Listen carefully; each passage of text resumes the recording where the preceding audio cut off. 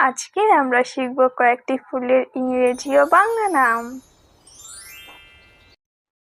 এটা হলো সানফ্লাওয়ার। সানফ্লাওয়ারকে বাংলায় বলা হয় সূর্যমুখী। সানফ্লাওয়ারকে বাংলায় বলা হয় সূর্যমুখী। এটা হলো হাইবিস্কিস।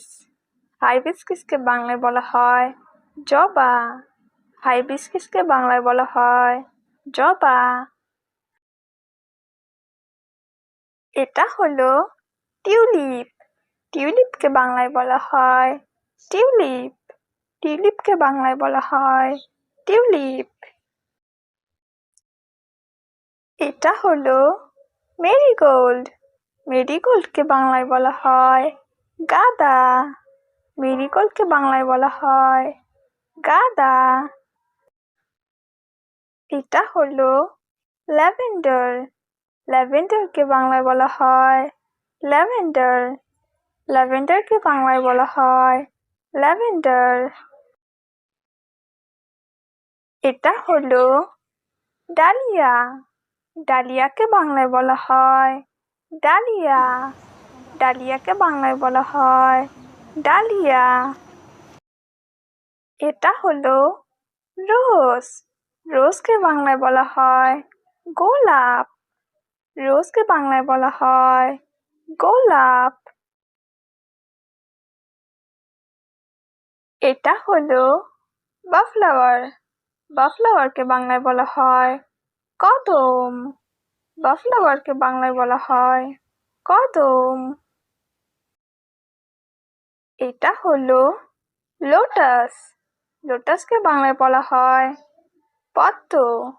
লোটাসকে বাংলায় বলা হয় পদ্ম। এটা হলো ড্যাফোডিল।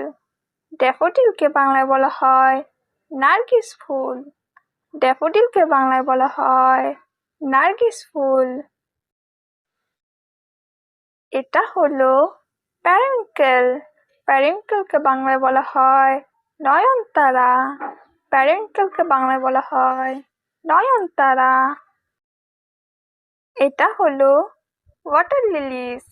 ওয়াটার লিলিসকে বাংলায় বলা হয় শাপলা। ওয়াটার লিলিসকে বাংলায় বলা হয় শাপলা। এটা হলো ম্যাগনোলিয়া। ম্যাগনোলিয়াকে বাংলায় বলা হয় চাপা। ম্যাগনোলিয়াকে বাংলায় বলা হয় চাপা। এটা হলো ডেইজি। ডেইজিকে বাংলায় বলা হয় ডেইজি। ডেইজিকে বাংলায় বলা হয় ডেইজি। এটা হলো প্যান্সি। প্যান্সিকে বাংলায় বলা হয় পানসি। প্যান্সিকে বাংলায় বলা হয় পানসি। এটা হলো কসমস। কসমসকে বাংলায় বলা হয় কসমস। কসমসকে বাংলায় বলা হয় কসমস। এটা হলো টুবেরোস। টুবেরোসকে বাংলায় বলা হয় রজনীগন্ধা। টুবেরোসকে বাংলায় বলা হয় রজনীগন্ধা।